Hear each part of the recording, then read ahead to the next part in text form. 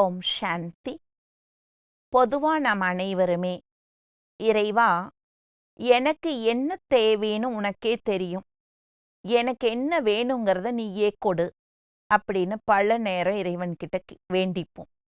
ஆனா இறை நியதி என்னன்னா, இறைவன் கேட்டால் அனைத்தையும் கொடுக்கக்கூடியவரா இருக்காரு. இந்த உண்மையை உணர்வதற்காக ஒரு கதையை நம்ம பார்க்கலாம்.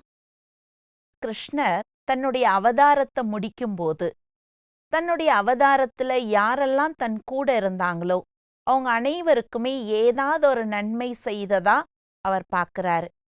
இறுதி வரையிலும் தனக்கு தேரோட்டியா இருந்த உத்தவருக்கு எந்த நன்மையும் அவர் செஞ்சதும் இல்லை. உத்தவரும் எதையும் கிருஷ்ணர்கிட்ட கேட்டு வாங்கிட்டதும் இல்லை. அதனால கிருஷ்ணர் உத்தவர்கிட்ட போறாரு. உத்தவரே, என்னுடைய அவதாரத்தை இப்ப நான் முடிக்க போறேன். அந்த கடைசி நேரத்துல உங்களுக்கு ஏதாவது ஒரு நன்மை செஞ்சுட்டு போகணும்னு ஆசைப்படுறேன். இதுவரையிலும் நீங்க என்கிட்ட எதையும் கேட்டதே இல்லை. இப்போ உங்களுக்கு என்ன வேணுமோ அதை கேளுங்க. உத்தவர் சொல்றாரு, கிருஷ்ணா, எனக்குன்னு எதுவுமே வேண்டாம். ஆனா உன்னோட செயல்களை பார்க்கும்போது எனக்கு பல கேள்விகளும் குழப்பங்களும் இருக்கு. அதை மட்டும் தீர்த்துட்டு போனேனா போதும். உடனே கிருஷ்ணர் புன்னகையோட கேட்கிறாரு, என் செயல்ல அப்படி என்ன குழப்பத்தை நீங்க கண்டுபிடிச்சீங்க? உத்தவர் கேட்கிறாரு, கிருஷ்ணா, பாண்டவர்கள் ஐவருக்கும் முழுமையான பாதுகாப்பு கொடுக்கக்கூடியவன் நான் தான் அப்படின்னு மார்தட்டி நீ சொல்லிக்கிறியே, எல்லா இடத்துலயும் நான் தான் அவங்கள காப்பாத்துனேன்னு சொல்றியே, நீ என்ன காப்பாத்திட்ட? அவங்களுக்கு கஷ்டம் வந்தது அனைத்திற்கும் காரணம் நீயாதான் இருக்கிறேங்கிறது என்னோட கருத்தா இருக்கு. இதுக்கு நீ விளக்கம் கொடுத்தா போதும். உடனே கிருஷ்ணர் சொல்றாரு, இதுல என்ன ஒரு சந்தேகம் இருக்கு உத்தவரே? பாண்டவர்கள் ஐவருக்கும் ஆபத்து பாந்தவனாக நான் தானே ஒவ்வொரு தருணத்திலையும் இருந்துட்டு இருந்திருக்கேன். இதுல உங்களுக்கு என்ன சந்தேகம்? உடனே உத்தவர் கேட்கிறாரு, கிருஷ்ணா, நீ உதவி செய்யற மாதிரி இருந்திருந்தால் ஏன் சூதாட்டத்துல தர்மனை ஜெயிக்க வைக்கல? தர்மன் ஜெயிச்சிருந்தால் இந்த மகாபாரத யுத்தமே வந்திருக்காது இல்லையா? அதுக்கு கிருஷ்ணர் மிக அழகான ஒரு உண்மைய புரிய வச்சிருப்பாரு. உத்தவரே, துரியோதனன் அதிபுத்திசாலி, தர்மன் முட்டாள். உடனே உத்தவர் குறுக்கிட்டு சொல்றாரு, கிருஷ்ணா, ஆல்ரெடி நீ செய்ததே எனக்கு குழப்பத்துல இருக்கு. இப்போ தர்மனை முட்டாள்னு வேற சொல்றியே, எந்த விதத்தில் நியாயம்? கிருஷ்ணர் சொல்றாரு, உத்தவரே, நான் சொல்லுவதை முழுமையாக கேளுங்க.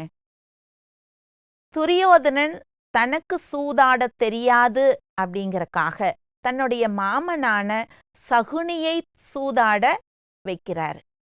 அப்ப தர்மன் என்ன செஞ்சிருக்கணும்? எனக்கு பதிலாக எனது மாமனாகிய கிருஷ்ணர் சூதாடுவான்னு சொல்லணும் இல்லையா? அந்த இடத்துல அப்படி சொல்லுவதற்கு பதிலாக, ஏன்னா சகுனிக்கு இணையாக தனக்கு சூதாட முடியாதுங்கிறதும் தெரிஞ்சிருந்தும் தனக்காக தன் மாமனாகிய கிருஷ்ணரை கூப்பிடுவதற்கு பதிலாக என்கிட்டயே வேண்டிக்கிட்டான். இறைவா, இந்த சூதாட்ட மண்டபத்துல நான் இருப்பது எந்த காரணத்தை கொண்டும் கிருஷ்ணனுக்கு தெரியவே கூடாது. ஒருவேளை அப்படி தெரிஞ்சிருந்தாலும் கிருஷ்ணன் வந்துடவே கூடாதுன்னு இறைவன் கிட்ட வேண்டிக்கிட்டார். அதனால நான் ஒண்ணுமே செய்ய முடியல.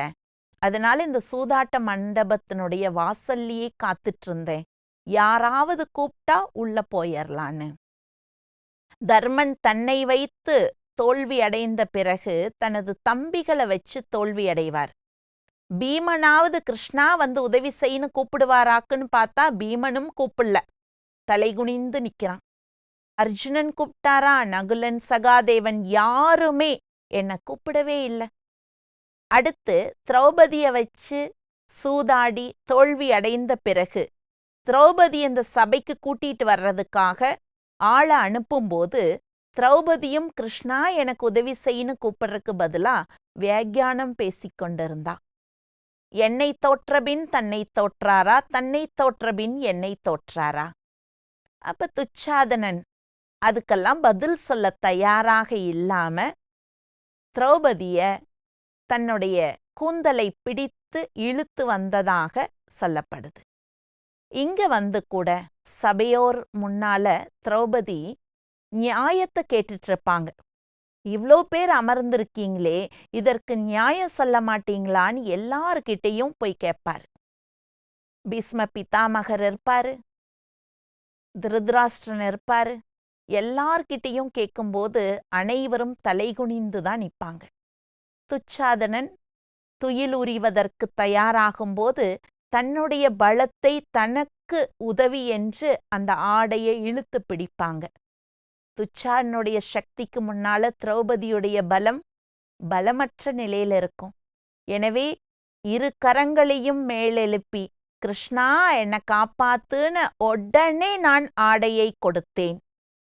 என்னை கூப்பிட்ட உடனே போயிட்டேன். யாராவது கூப்பிட மாட்டாங்களான்னு நான் வாசல்லையே காத்துட்டு இருந்தேனே உத்தவரே.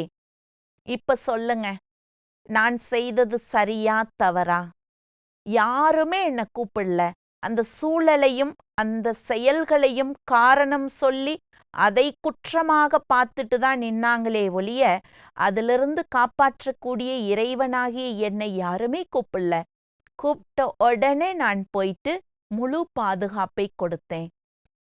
இறை நியதியிலிருந்து நான் என்னைக்குமே தவறுவதே இல்லை உத்தவரே. கூப்பிட்ட உடனேயும் கேட்ட உடனேயும் கொடுப்பதற்கு நான் தயாராக இருக்கிறேன். இந்த கதையிலேருந்து நம்ம என்ன தெரிஞ்சுக்கிறோன்னா, இறைவன்கிட்ட நமக்கு என்ன வேணுங்கிறத நாம் கேட்கும்போதும் இறைவனை நினைவு செய்யும் போதும் நமக்கு பரிபூர்ணமாக கிடைக்குதுங்கிற உண்மையை உணர்ந்து அதை நாம் அடைந்து முழு மகிழ்ச்சியான வாழ்க்கையை அனுபவம் செய்வோம். ஓம் சாந்தி.